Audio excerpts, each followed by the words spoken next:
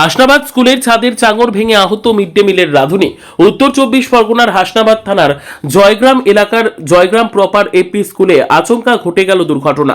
Mid day মিলের রান্নার সময় আচমকাই স্কুল ভবনের ছাদের চাঙর ভেঙে পড়ে রাঁধুনি আয়েশা সর্দারের ওপর।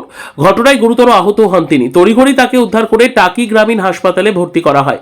স্থানীয়দের অভিযোগ, দীর্ঘদিন ধরে স্কুল ভবনটি জরাজীর্ণ অবস্থায় ছিল, সেই কারণেই দুর্ঘটনা ঘটেছে। এই ঘটনাকে কেন্দ্র করে এলাকায় আতঙ্ক ছড়িয়ে পড়ে। অভিভাবক ও স্থানীয় বাসিন্দাদের মধ্যে উদ্বেগ তৈরি হয়।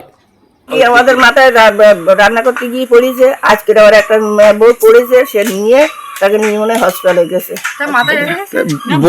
আর ও তো দেয়ালতে ফেটে রয়েছে, তো তখন পড়ে যেতে পারে, মরজি না।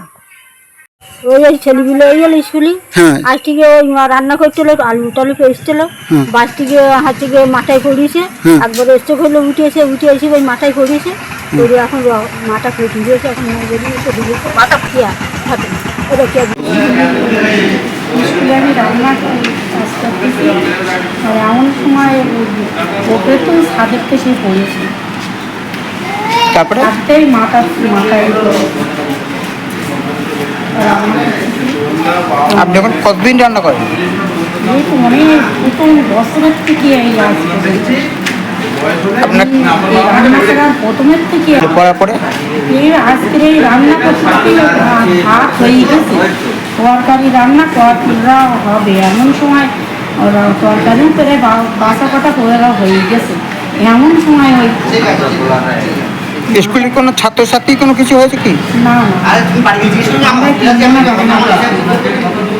আচ্ছা আচ্ছা, আপনার নাম? আয়েশা সরকার। আমরা ক্লাসে ছিলাম, আমরা প্রথম পিরিয়ডের পরে আমরা বাইরে আসলাম, এসে দেখলাম যে রাঁধুনিরা একজনের মাথায় আহত হয়েছে এবং ওনারা জল দিচ্ছে এবং সেন্সলেস অবস্থায় হয়ে আছে। হয়েছে কি, আমরা দেখলাম ছাদে যে ডিমটা ছিল উপর থেকে অনেকটাই ভেঙে পড়েছে এবং ছাদটাও অনেকটা ভগ্নাবস্থ অবস্থা।